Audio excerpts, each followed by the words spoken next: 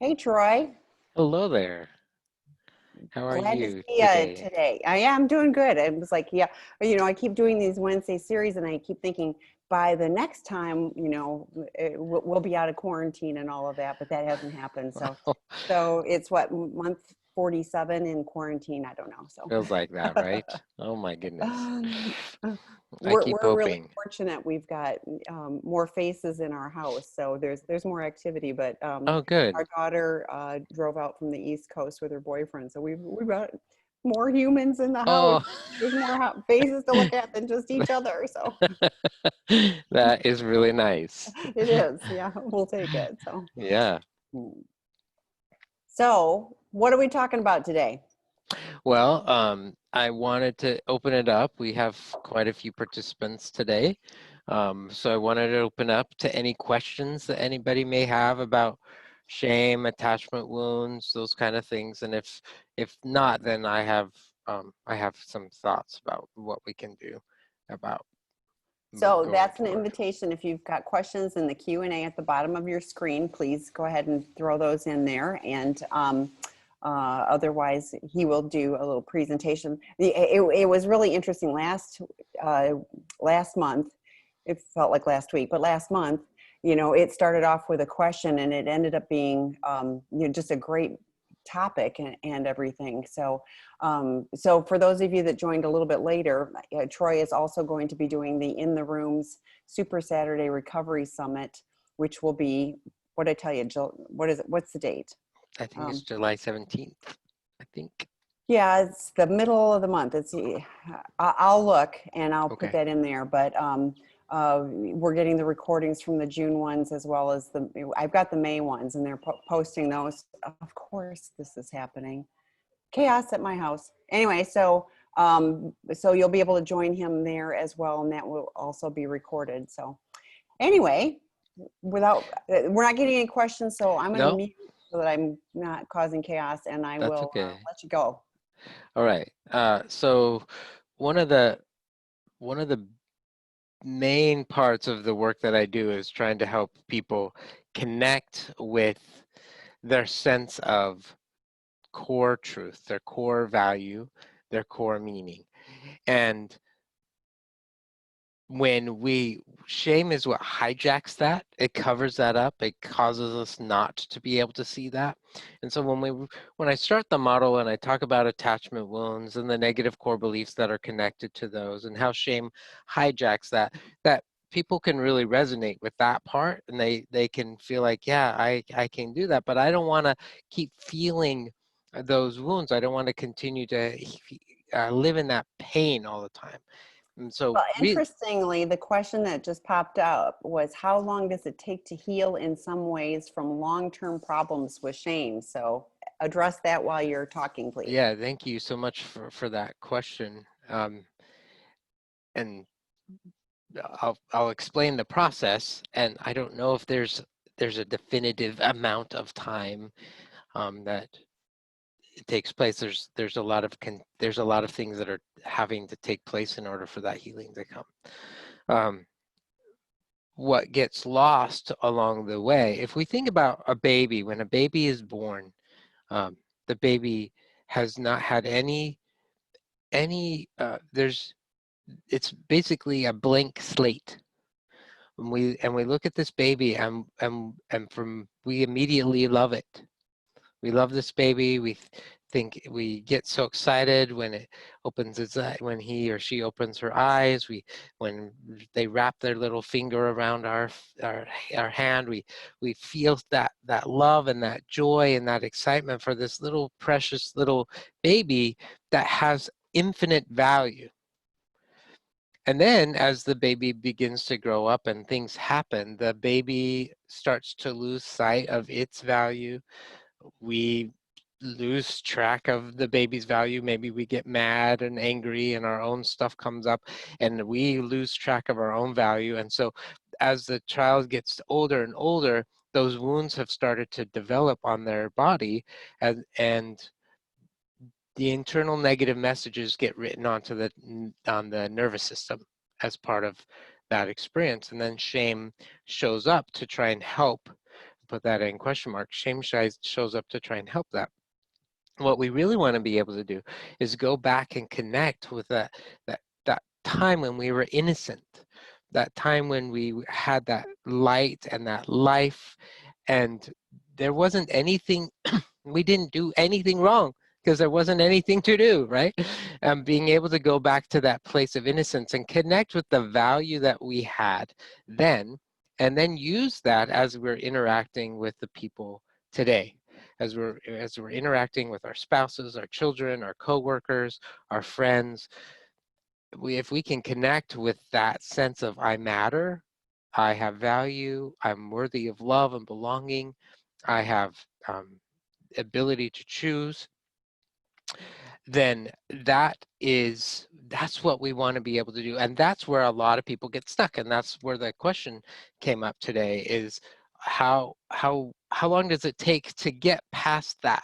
How do we work through all that painful stuff and finally come to a place where we are in a place of connection with ourself, that we are worthy of love and belonging?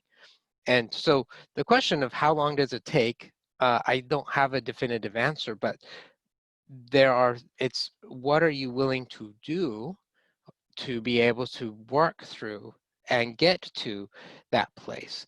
And Brene Brown says that we never really do get rid of shame.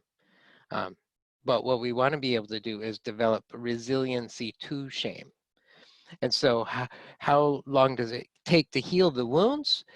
Well, it really depends on how deep they are and how that happened, and all of that. I just I just went back and saw a therapist because there's some things that are happening in my life recently. So I went back and we revisited some of the experiences that I had growing up, uh, that I thought I had dealt with fairly well, and yet he was able to shine some light onto really the trauma that that little boy, that little Troy, had to actually went through. And even though I kind of knew that from a cognitive perspective, just being able to sit with him and talk to him about that was like, wow, I really did go through some really, really challenging stuff. And the key wasn't to blame my parents for the things that they've dealt with. The key was for me to be able to have compassion for my little boy who was hurting so bad. So when I look at the question, and both of the questions, the other one was, can you please talk about how shame gets in the way of being honest and transparent? How can my SA get past his shame so that he can be honest? And that is a beautiful question. And I want to be able to answer that too. So when we are able to have compassion for that little wounded part of ourselves, that little boy, that little girl, we're able to hold love and support for that. I'm in a much better ability then to be able to handle the things of life. I don't need to go numb as much because I'm doing self-care, I'm doing wound care to be able to take care of that. Does that mean though that one moment somebody's going to say something or somebody's going to do something that's going to smack that wound of rejection or abandonment? No, that's going to happen. But if I've learned how to do self-compassionate care, if I've learned how to regulate those emotions, I've learned how to manage that and connect with, I still matter, even though this horrible thing happened, I'm going to be able to handle that a whole lot better. So let me answer the second question a little better, and then I'll try to go back to the first one. How does shame get in the way of being open and honest? Okay, so we look at the shadows of shame. There are 3 shadows of shame that I think are hijacking the person's ability to be honest. And the first is the judge, and the judge tells you that you failed. You didn't try hard enough. What's wrong with you? You totally dropped the ball, and because of that, you are not worthy of love and belonging. So that judge, that inner critic that's just pointing out how you failed yet again, right? And then the impotent one shows up and says, and there's nothing you can ever do about it. You're never going to get over this. It's always going to be horrible. You're never going to get any better. And then the politician shows up and says, you better not tell anybody about it. Don't tell anybody that you failed, because if you do, they are going to be disappointed in you. They're going to be mad. They're going to be hurt. They're not going to like you. They're going to reject you in some way. So you got to keep it a secret. So those three are like tag teaming the person who's struggling with confessing, or especially if the partner has made a rule, the 24-hour rule. Hey, if I act out, I have 24 hours to tell you, and they have that there, but then they acted out. A lot of times what's going on through their head is like, well, I don't want to tell them because it will hurt them. I don't want to tell them because it's just going to make more drama. But really what's underneath that is, I don't want to tell them because it's just one more admittance that I failed. It's one more time that I'm a horrible person. I see the pain in my spouse or my partner's eyes, and the judge shows up and says, well, look, you hurt her, you hurt him, you are just a horrible, horrible person. And now, as I'm dealing with that shame, I can't actually hold space for you and your pain, because shame has just hijacked me. And so I want to pull away. I want to pull away, hide, minimize that, keep it a secret. And so that's how shame gets in the way of the addict being able to share with the person, hey, this is what's going on. Now, I've met some people who've been able to work through that shame, and it still is painful. They still have the shadows like talking to them, but they're able to say, look, I am worthy of love and belonging, and my spouse is worthy of having somebody be honest with them. And so as much as it sucks that I messed up, I know that I'm worthy of love and belonging. I have a support system that reminds me that I got this, that I am enough, and so I can share my mistakes. I can share what I've done with my partner, and even though I see the pain in their eyes, I'm able to like keep the judge at arm's length, and I've already dealt with the politician, because I didn't do what it told me to do. I actually told you what's going on. And so now I'm able to keep the judge at arm's length. And if I'm able to do that and connect with I Matter, I now am in a place where I can hold space for you and your pain, which will help bring us closer together. But the moment that the judge hijacks and I start to agree with it, I'm like, yeah, you're right, I'm horrible. Oh, then down the path we go. And so then there's also shame that comes up for the partner, because as the person confesses, they say, hey, well, I slipped again. Immediately, well, who shows up for you? Well, I don't know in your situation, but oftentimes it's the judge that shows up for the partner too. Well, what's wrong with you? You're not even enough. You're not even enough that he could be honest with you, or she could be honest with you. What There's something significantly flawed and defective with you because of that. And we challenge that shadow and say, well, that's not true either. I'm worthy of love and belonging. And he's got his stuff, or she's got her stuff that she's working through, but their behavior isn't really about me. But man, it does hurt. And so I'm going to do some wound care around that. And I'm going to do that from a place of empathy and compassion rather than anger and frustration. I mean, your anger is legitimate. I'm not telling you not to be angry, but I'm going to do it from a place of loving that I know that I'm enough and you're suffering, and I know that I'm enough and I failed because I'm suffering, and I see that you're suffering. And that's what I love about the mantra that Nick Thich Khan, I can never say his name right. He did his interview with Oprah, and the four mantras, and the third mantra is, darling, I suffer. And then the fourth is, darling, I see you suffer. I'm here for you. And that's really what we're talking about. Shame will hijack that every time. Shame will prevent you from being able to see your partner suffering, and will try to minimize that you are suffering too. The judge will say, well, it's not that big a deal. I don't know why I don't even know why you're worried about that. You just need to be stronger. You need to be better. Does that make sense? Any thoughts about that, Tammy, before I go? Oh, it makes a lot of sense. And, I really like the acknowledgement of, darling, I suffer, darling, I see you suffer. I mean, I think we have to be able to own that we do in order to also acknowledge that someone else does. I mean, what do you think? Yeah. As I've been working, I've really been sitting with this for a little while, especially because some of the stuff that's going on in my own life, and recognizing that there's a part of me, the judge, there's a part of me that says, hey, I, uh, the things that happened to me weren't that big of a deal. I don't know why you think they're such a big deal. When I tell other people what happened to me as a kid, they're like, wow, that is really, really heavy. Well, yeah, it is, I guess. But the judge is saying, well, it's not really that big a deal. You're not entitled to having any suffering, right? You can't you can't be in pain.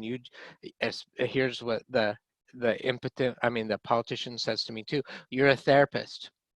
You need to have your stuff together, right? You need to have your stuff together. You can't suffer, and if you do, you can't let anybody know. And then the judge is like, yeah, but it's not really that bad. I don't even know why you think it's that bad, right? So those get in the place of that, and then because I then can't actually look at my wounds and say, wow, actually, this is really bad. If I can't hold on to that and I can't do some wound care about it, I'm going to shove it away and pretend it doesn't exist. And then the pain gets more and more intense. And then the other shadows start to show up. The royal who says, I'm entitled, I deserve. The rebel who says, go do whatever you want and who cares what the consequences are going to be. The martyr who says that your needs don't matter. That's part of that other part. Your needs don't matter, everybody else's needs matter. You got to go take care of all of their needs. And it becomes this like cacophony of loudness that if I don't pick up on it, I'm probably going to relapse. I'm probably going to go into a place of darkness if I don't pick up on it. And that's to me what really, when we talk about surrender and turning it over to a higher power, those steps 2 and 3, that's really what that is about. It's not necessarily surrendering the behavior of acting out. It's surrendering that I've been hijacked by all this shame and I need some light to be able to diffuse the shame and shine some light and make the shadows go away for a moment so that I can really connect with I do have what it takes. It's okay for me to be able to share the parts of me that I'm sad about or I'm ashamed about and let people love on me. It's okay to be able to ask for help. That's the beauty of that. But if shame will hijack that every time. And so the surrender is like, wow, these guys are out and they really kind of suck. I was thinking, I'm so grateful you shared that you had reached out to your therapist. I haven't needed mine right now, but I know she's there. And just knowing that she's there is of a comfort to me.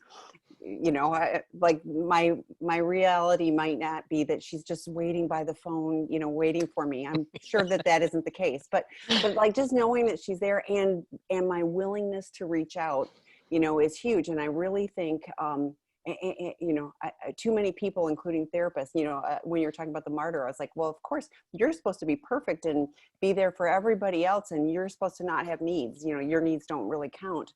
But I think the more that we do our work, the more able we are to be support for other people. I'm always concerned when I hear people writing in, it's typically a partner who's writing in and saying he won't, he'll read a book or he will do whatever, but it's all that isolation. He's unwilling to connect with other people. And I always really do think, that will keep his shame level up because until you start talking to other people and get really kind of a better gauge on what, like you said, my reality is, there's nothing. And then you start talking to people and they're like, wow, that was bad. And then you have to start looking at that and go, wow, that happened to me. And it's not because I'm a bad person, and that reduces your shame.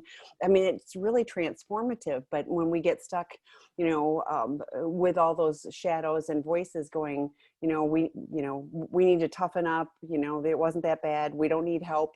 We should be able to do this, buck up and do it ourselves. That continues the isolation and I think ramps up the shame as well. Yeah, and if you ever watch Renee's talk, I think it's her second TED talk. She says Oh, I think it was her first one. She says there's this unnamed thing that unravels relationships faster than anything else. And what was the unnamed thing? It was shame. Shame totally unravels that ability to be present. If my, and that's why I personified shame. There's a question in the question and answer about where you can read about the shadows of shame. They come from my book, the Finding Peace workbook. They were originally, he doesn't call him this, but there's a guy named Gary Van Warmerdam. He's a life coach, where that's where I learned how he calls them different names, but that's where I learned that. So Gary Van Warmerdam, and then I go into detail about them in the book Finding Peace. But when I was able to identify and personify shame in these 6 different characters, it gives me power to then be able to distance myself from them a little bit. And until I did that, I thought it was all me. The voice is the judge, for example, who's telling me that I'm flawed and defective. I thought that was me telling me that.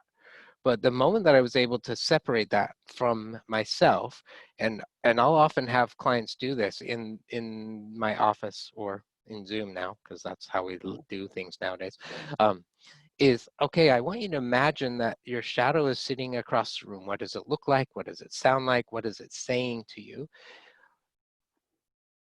Let's write down some of the messages that the shadow of shame is saying to you. And in fact, lately I've actually had them write it as a script. So shadow says this, I say this, shadow says this, I say this. And now I want you to read it out loud and put emphasis in it. And they do it and they look at, wow, that judge is really mean. That judge is really brutal.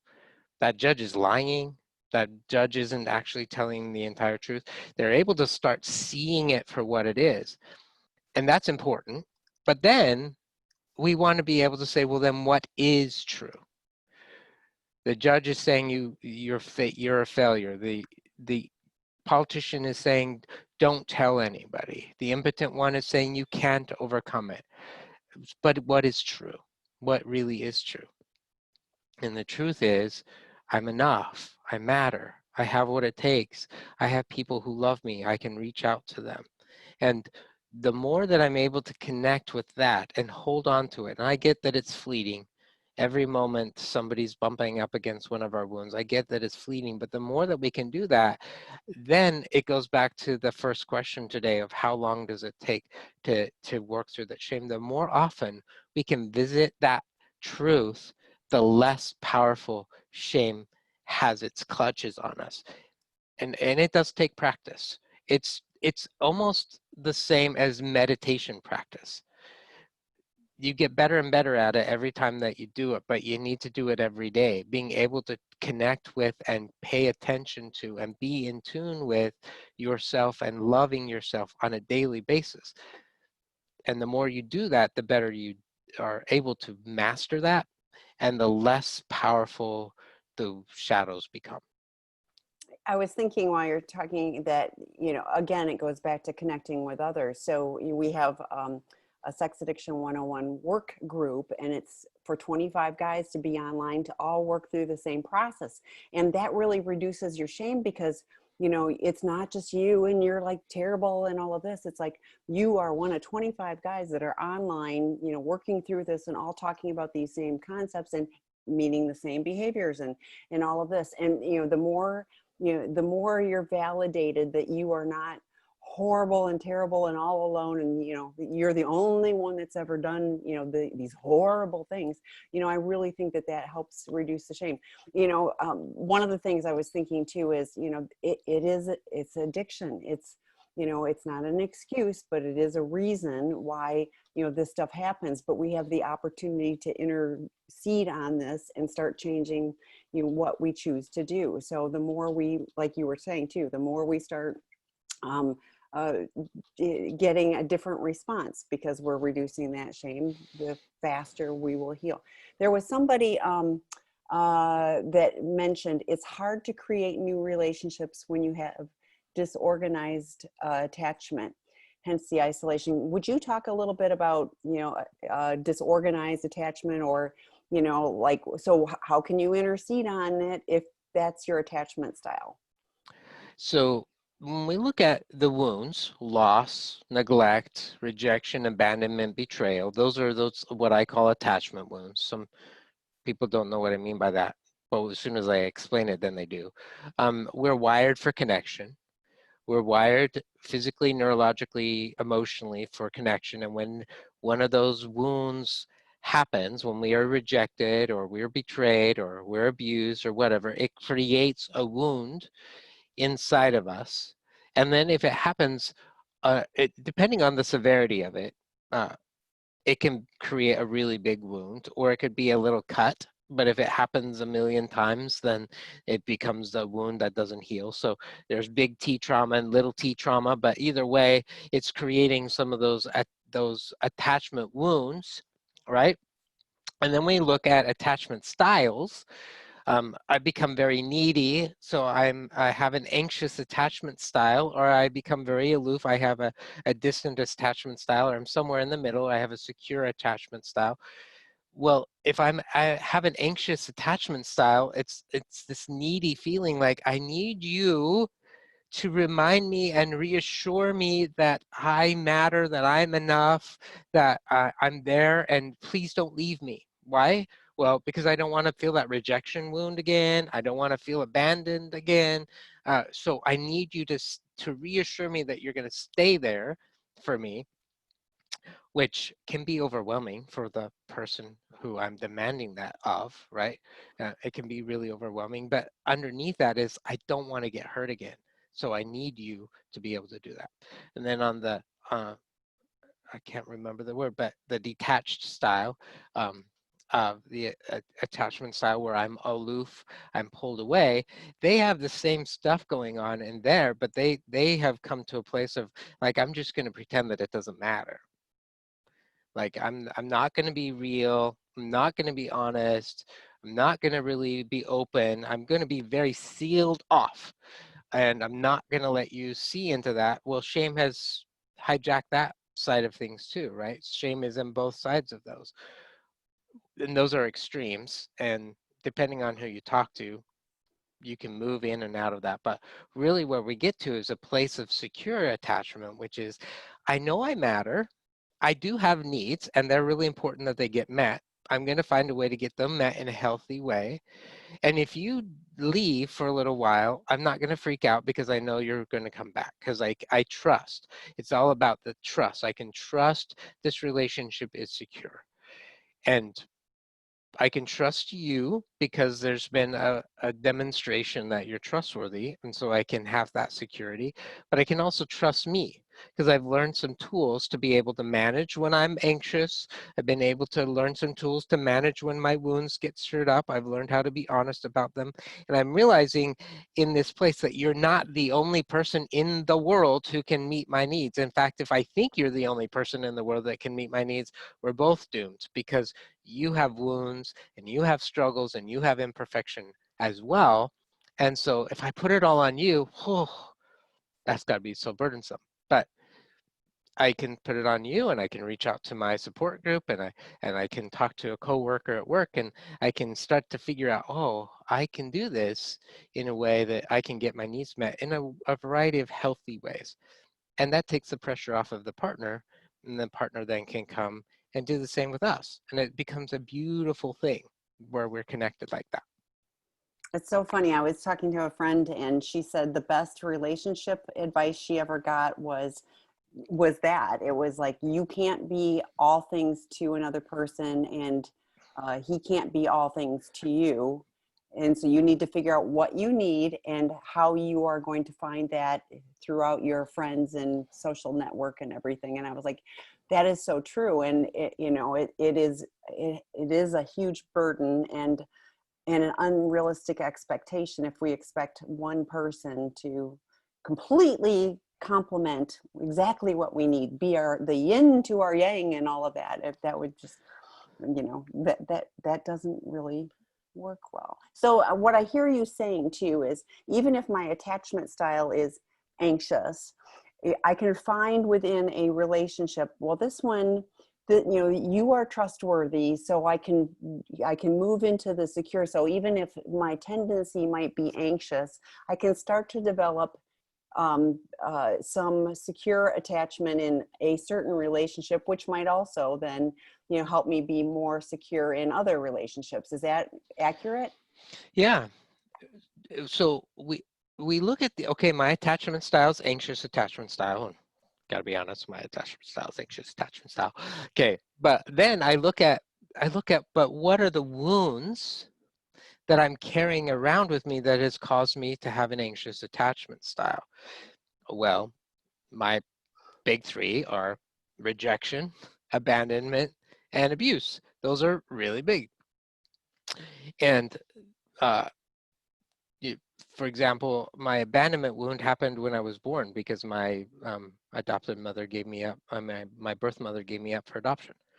And you just think about, I was in her tummy for 9 months. I could hear her heartbeat. I could hear her breathing. And then one day she was gone, and I'm sitting in a crib for 5 days, being taken care of by various nurses until my parents were able to come and pick me up. And like that's like a beautiful story, right? But then you start to look at, well, yeah, but there was a break in attachment. I literally was disconnected from her, and I didn't hear her voice anymore. And what does that do to a little baby? Well, you know, shame would say, well, it doesn't do anything. Like, what's wrong with you? But the reality is, it does a lot of things. And the more that I've learned about that, the more it has that. So that's a fear now, right? Are you going to leave me? Like, don't leave me. That's a very anxious attachment style kind of thing. Like, don't leave me. And I remember that would freak my wife out. Like, if she started to walk out of the room and I thought she was mad at me and I thought she was going to leave, I would like literally grab onto her. Don't leave me. Don't leave me. And that freaked her out. So uh, that that's that fear, like, oh, you're going to leave. And then what's going on with all that? Well, shame. Well, I messed up. I'm not good enough. What's wrong with me? But when I started to realize, oh, I can manage this. And if you walk out of the room, it's going to be okay. You're probably going to come back later. Like, and I'm able to be in this place of like, it's good. And I've connected with my light that I am worthy of love and belonging. And I know how to get my needs met. Man, that anxiety just like calms way down. And she leaves, and she works on whatever she needed to work on, and she'll come back. So that's that part. I think that the hardest part of all of this is being able to connect with my core value, because shame has been so prevalent in our whole lives for so long that we're not able to see it very well. Sometimes it helps that somebody else can see it. But even then, somebody else tells me I'm amazing or that they love me. If my shadows have hijacked that, I can't accept that at all. And so it's part of that process of really connecting with my core value, that I am a human being who matters. And so are you. Yeah, somebody added it's complicated. I thought, yeah, you know, it's complicated. Human relationships are complicated. It's all messy. But you know, I'm grateful for all of you that are here. And we're all looking to explore, and how can we do things, you know, differently, you know, a little better, be more connected, be, you know, just be on the journey, and you know. And I appreciate that. Somebody had said, can you use shame as a tool? And Troy, you know, you asked for more information about that. But, you know, I think shame can be manipulative, you know, if you get it, and in fact, Dr. Rob talked about it the other day, it can be very narcissistic too. It's like, oh, woe is me, oh, poor me, you know, and all the focus is still on me, even though it looks like I'm doing oh, I'm so bad, oh, I'm so horrible. So I don't know exactly what the person was asking, so I did ask for some clarification. One of the things that comes up in my work, though, is, can shame be used as a way of motivating me to change?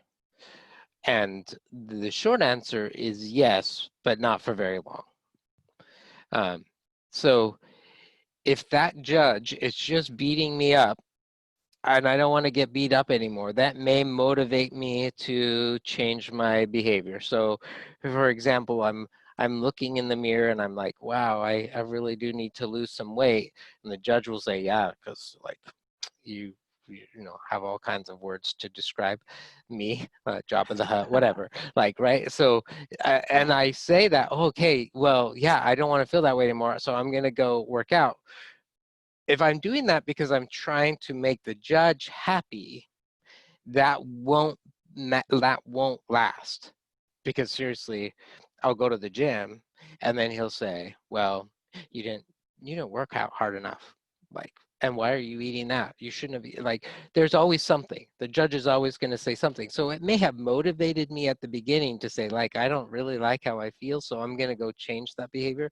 But shame is not a long-term motivator. All it does is continue to tell you that you're not worthy, that you're not enough, that there's something wrong with you, that you can't do it. So it may temporarily use that. So Brene uses a great example of Susie didn't write her name on her paper. And so the teacher stands up and says, Susie didn't write her name on her paper. What's wrong with Susie? All y'all did write your name on your paper, but Susie didn't. Well, Susie's now feeling shame unless she's connected with her own sense of I have value. And then if she does, she's going to go home and tell her mom. But if Susie's feeling shame, guess what she's going to remember to do from now on? She's going to remember to write her name on her paper. So did that change the behavior? Yeah, but now what's she dealing with? Well, every time she writes her name on her paper, it's a reminder of, well, I failed. And so then that's a long-term lasting thing. And now what else does Susie begin to do to compensate for the feeling like a failure? What does that look like for her? So it may, we use shame a lot, especially as parents. I raise my hand. I've used shame a lot as hoping that it will change the behavior, and it does for a moment, but it doesn't have a long-term changing perspective. We almost do it out of compliance, just so we don't get in trouble again. But as soon as the teacher's not there, I'm going to go back to my old behaviors. So what's a better, rather than the shame, as a parent or as someone, what would you suggest replacing that with? So really, this is a hard thing to do, but unconditional love and acceptance. Unconditional love. Now, does that mean that you tolerate unhealthy behaviors? No, but if I can help you know that I love you unconditionally, no matter what it is that you do or don't do, and I love you, and I care about you, and you have value to me, and you know that, then I can then start to talk to you about your behaviors and how those behaviors might be impacting your life and the lives of other people around you. And we can talk about strategies of what can be done to be able to change that perspective in a way that you're actually going to hear me, and we're going to have a dialogue, and the behavior is probably going to be able to change. And it goes back to that question that we had at the beginning of how does shame hijack a person's ability to go talk to their spouse. If I was able to go talk to my spouse and I knew that my spouse was going to unconditionally love me, and I know that's a lot to ask with this, but if I knew that the answer was going to be, oh, honey, I love you so much, and that had to be really hard for you. Thank you so much for sharing that with me. I bet you are so disappointed in yourself that you relapsed again, and and it sounds like you've got some shame stuff that's going up, and some wounds got triggered for you, and that sounds really hard. That's got to be really challenging for you. What do you need from me? How can I support you? If I knew that my spouse or my partner or whoever was going to react that way, the chances are a lot higher that I'm actually going to share my shame with that person. And then when they say, well, I do got to say that when I hear about that, my own shadows show up, and I start to have these thoughts of, well, I don't matter, and I'm not enough, and what's wrong with me, and maybe I need to lose 10 pounds, and I go into those kind of behaviors, and I am able to love you unconditionally. I'm like, wow, I can see how my behavior is impacting you, and that's not what I want. And I'm working on that because I don't want that message to be the message that you pick up on, but I am so sorry that you're hearing that. And there's so much love in that conversation. And the chances are when we're able to do that, man, if I know that my need to go act out gets a little less in your ability to be able to hold space and not internalize it yourself and not think, oh, well, there's something wrong with me, is strong too. So you begin to be more interdependent. Prodependent is the word that Rob uses, that interdependent, where I'm me and you're you, but I love you unconditionally and we both are struggling. How can we support each other? That's a far better way to be able to walk through life. So the same with parents, the same as a parent, shaming my kid and tell them how, they're not trying hard enough and what's wrong with them, man, they'll do it, but in the end, they'll carry resentment, they'll carry frustration, and what they've learned is that they have a judge now that follows them around, and I don't even have to be there. The judge does that. It's not what I want for my kid. I want them to know that I love them no matter what. So we can have conversations about what they're struggling with, and we can come up with strategies that actually work to resolve the behaviors besides using shame as my primary tool.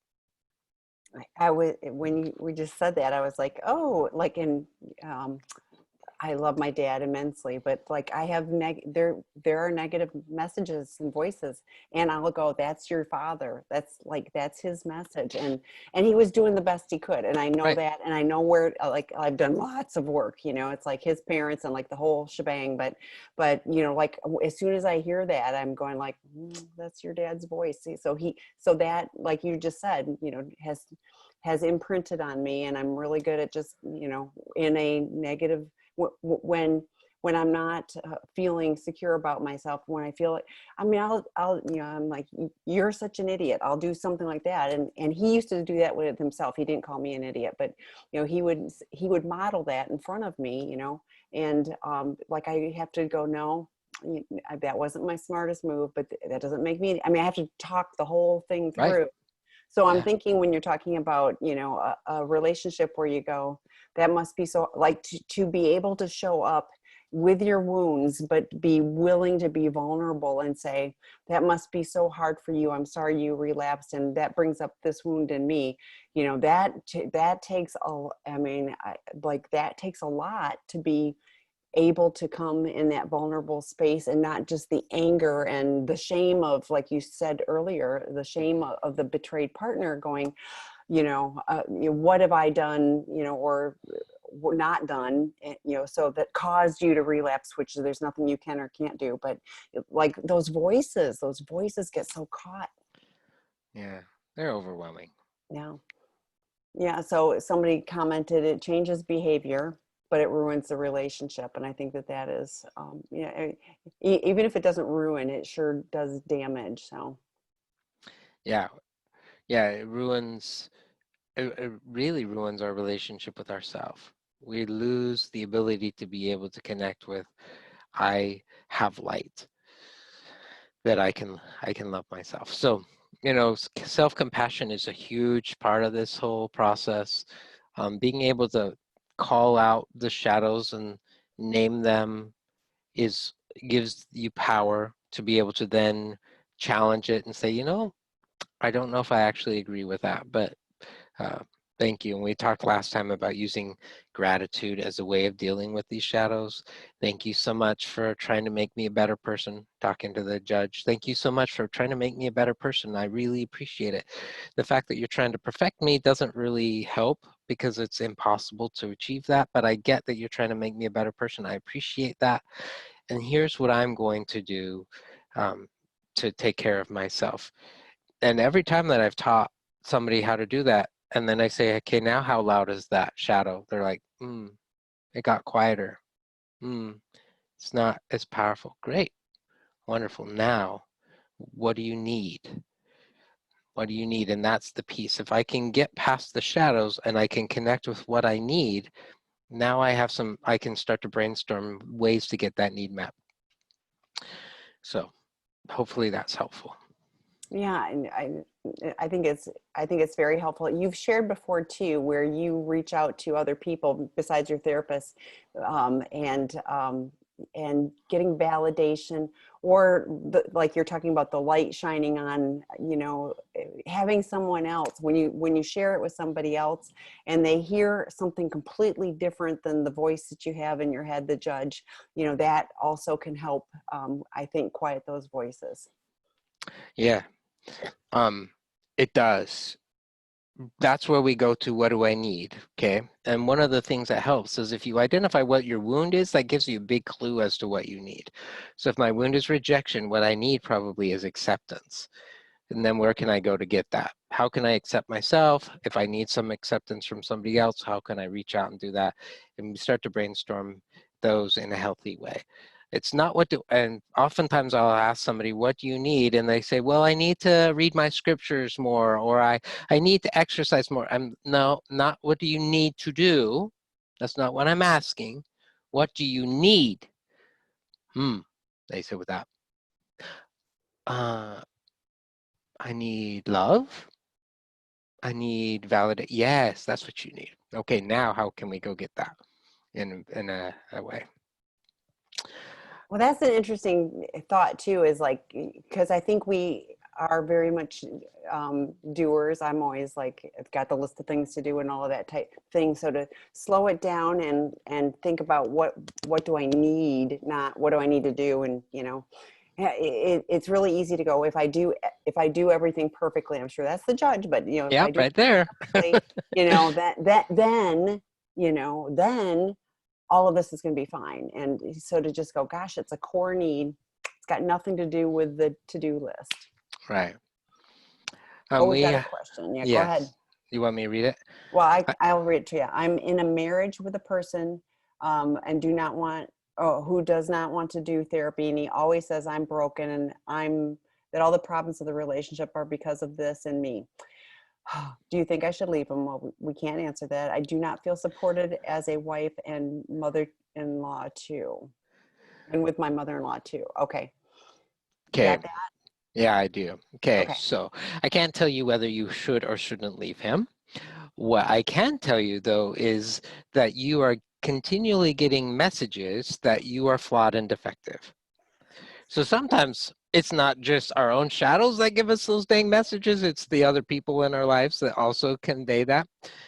So we talk about boundaries, and I actually just did a podcast about that. We talk about boundaries and setting some rules around that. But to be honest, boundaries don't work very well unless you can connect with your core value that you matter.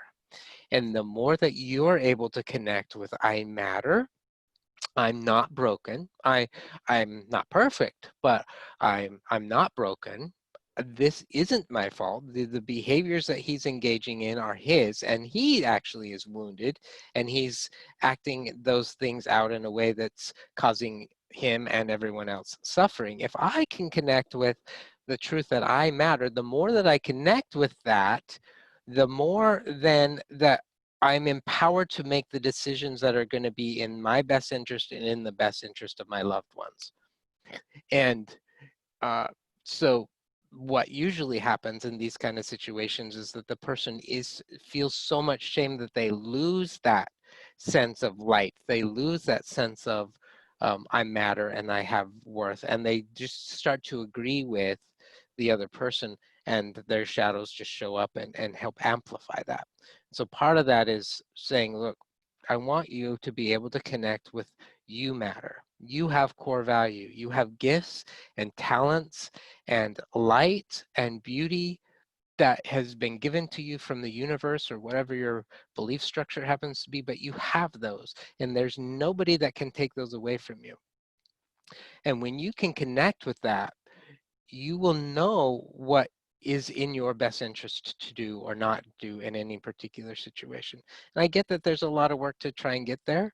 And so what I can hope that you do is use some of the tools that we have on this website. There's some support groups that we have for the women or spouses that I think are really wonderful, and be able to continue to reach out for support and help you do the wound care for yourself, regardless of whether he and his mother decide to go along with that.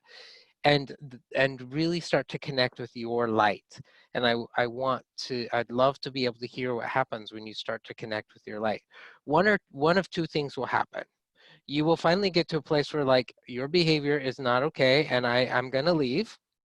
Or you'll get to a place where your light is so bright that he has no ability to be able to use that as a tactic anymore, because it doesn't work anymore. It's like Teflon. It like he throws it at you and it just like falls on the floor, and he'll lose that as a tactic, and it will make him start to take a better look at his own self. That's what will happen. He will either stop his behavior or you'll say, I'm done. But all of that is really you connecting with your own sense of core value. Yeah, so Dr. Stan Tatkin did on the In the Room Super Saturday Recovery Summit last week. Again, he did the We Do, and it talks about in a healthy relationship, when it's the two of us, we're a much stronger presence moving forward than if we are both, selfishly trying to do our own thing. And so that's in a healthy relationship. So he had done a podcast on sex, love, and addiction. So look for that one too. The other thing is, when I see mother-in-law, I always think, go listen to Dr. Ken Adams when he's married to mom. I don't know if that's the case. I'm just reading stuff into it, but that's a very popular podcast on our series. And actually, Dr. Ken Adams is going to be on the August Super Saturday Recovery Summit talking about overly engaged relationships with parents and things too. I think that's a huge topic and often goes hand in hand with some addiction issues. But it's been so interesting to me the last few weeks. I think I've had more partners, call and say, he won't do whatever. And so we're creating a partner work group like we have for the guys to go through Sex Addiction 101. And as I was brainstorming the things I want to address, one of them is he won't read the books, he won't go to therapy, he won't go to treatment, he won't do anything. So I hear you.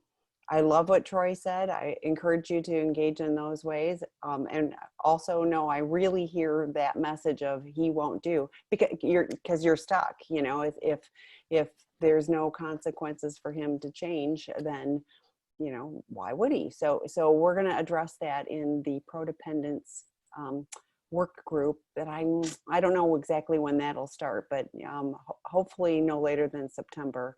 But that's apparently a common thread, because I swear I've heard that on the phone more or in emails more in the last 2 weeks than ever. So any other questions or comments? We've got about 7 more minutes if you do. So while we're waiting, these are recorded. I did put a link in the chat because we kind of mentioned Troy's last month, but all of the webinars, so whether it's the Wednesday morning series, whether it's, Dr. Rob's, Dr. David's, John Taylor's, the Prodependence and Attachment on Fridays, all of those are recorded, and you can find them on the previously recorded that I put a link in the chat room on sexandrelationshiphealing.com under resources if you're watching later. But then even if you scroll down, you'll find the ones that went to YouTube. So they stay on the site for a little while. And so then I mentioned earlier, probably before we hit the recording, that Troy did a podcast with Dr. Rob in the last week or two, and that will be launching on Sex, Love, and Addiction podcast series. I don't know about this week or soon.